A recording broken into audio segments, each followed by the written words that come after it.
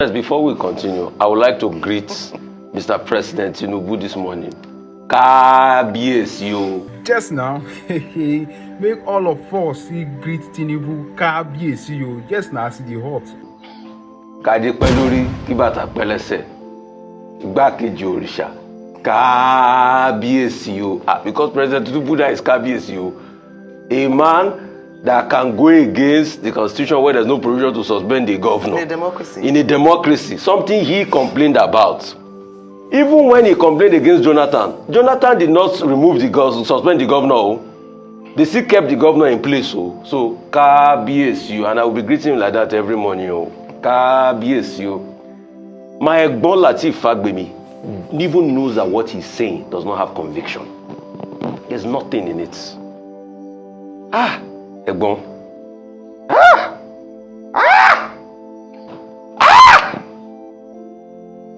I know this man, brilliant lawyer par excellence. But you see, you can't defend Mago. It's difficult, no matter who you are. He's talking about the governor not curtailing people when they were going astray. He didn't see when Wike was threatening the Ijaw nation. He didn't see all the threats Wike made. He didn't see the skirmish Wike made when he went to do that rally, or just over the weekend.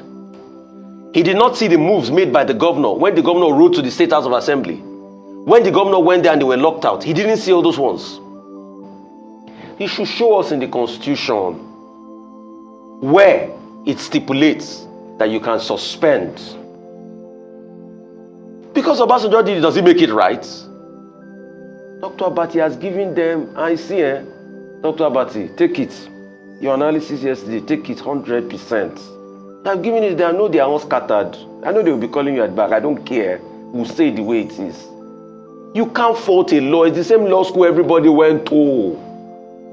It's the same things they taught everybody in the law school. Preservation of the Constitution.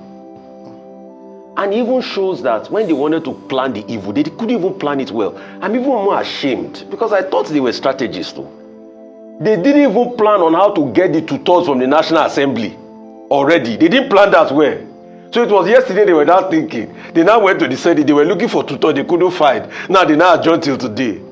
Can you imagine? So in all of this, you people couldn't even plan on how to get your tutor properly. Then they started in their frolic again. I'm going to bring Senator Natasha's matter. They start a bungled recall yesterday. The world saw it. They lied to the people of Kogi that they wanted to give them empowerment. They got there just to be able to get their, PVCs and all of that. You see, this country is increasingly losing the essence of democracy and is enthroning dictatorship. And that's why I'm calling President Tinubu Kábíyèsí. And some people have started deceiving him now. Some people within the APC they are saying, declare state of emergency in Osun. Go ahead, do it. There's nothing you can't do again. You have violated the Constitution. But it will be incumbent on the Senate to speak up as regards this. But, AGF Lateef Fagbemi, your arguments did not hold water. There were a lot of conjectures. There were a lot of half-truths.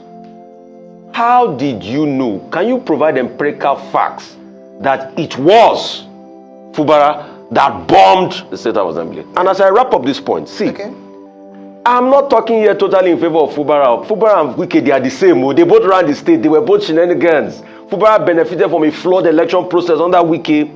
What we are fighting here is for the principle. Fubara is just the one on the receiving end of the fight against principle. It's not that I'm saying Fubara is a saint in this matter. I rest my case. All right. Kábíyèsí.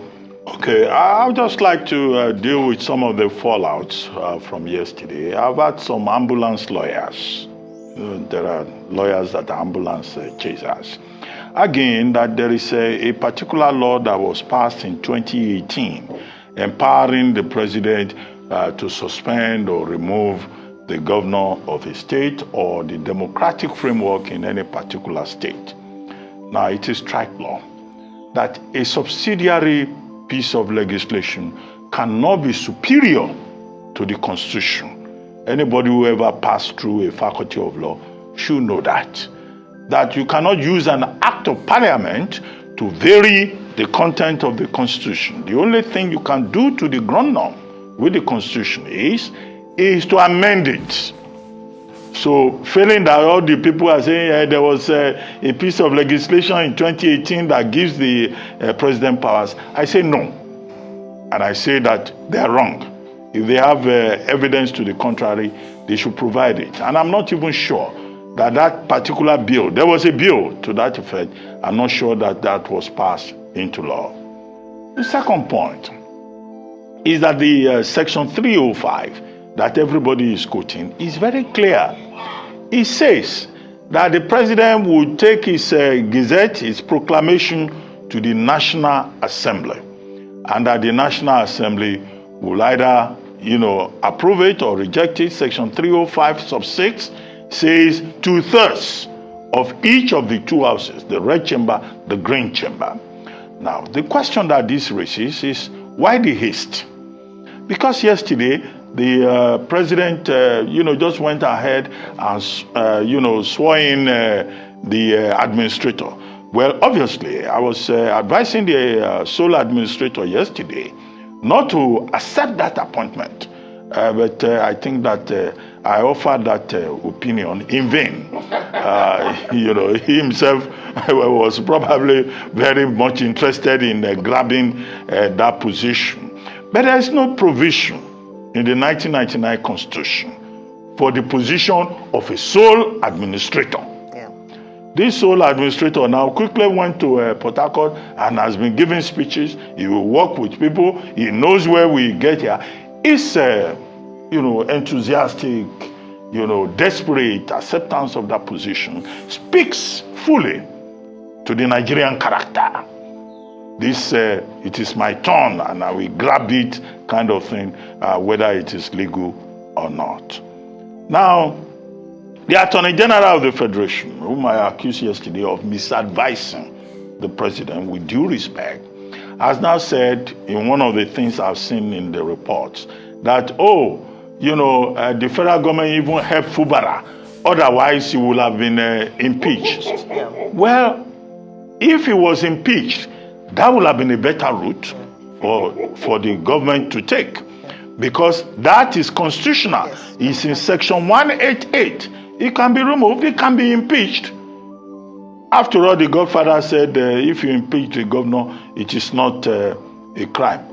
And, that would have saved the president the embarrassment of the kind of conversation that we have been having since yesterday, that the president overreached himself. So the Attorney General should have given the proper advice. All the excuses that are now being given are flimsy. I even saw one statement saying, it was Fubara that organized the explosion of pipelines, along the Bordeaux-Bonnet axis. Now, if they have any proof to that effect, then by this morning, the federal government should have arrested him, because that will amount to a crime against the Nigerian state. That will amount to economic sabotage, and economic sabotage is not allowed. So it's not enough for newspapers to just say, Fubara was the one behind the explosion. No, please, that's not an intelligent thing to say. And now, beyond all of this, that same section 305 sub 6 says that the National Assembly should act within 48 hours. And that if the National Assembly is not in session, it should act within 10 days. Now, there has been a big miscalculation. What is a big miscalculation? The National Assembly is rushing now to meet that provision because it is it cannot form a quorum. Yeah. The embarrassing thing we are hearing is that most of the members of the National Assembly are either in Europe or in the US or in some other parts of the world for religious reasons. So Nigerians have seen that these legislators, they are just absentee legislators. And that is why we say that there should be a part-time unicameral legislature in Nigeria, because these people, they don't even, they are not available when Nigeria has an urgent issue of national importance. So we have to now, they are looking for quorum because everybody is on holiday. That again is embarrassing. But now to the issue of quorum. 48 hours will expire today. Let us assume that by some magic, because even the Constitution of Nigeria does not allow for WhatsApp voting. It does not allow for absentee voting. You have to be physically present. Let us just assume that today they are able to form that quorum, and everybody will be present also. The threshold for the House of Representatives is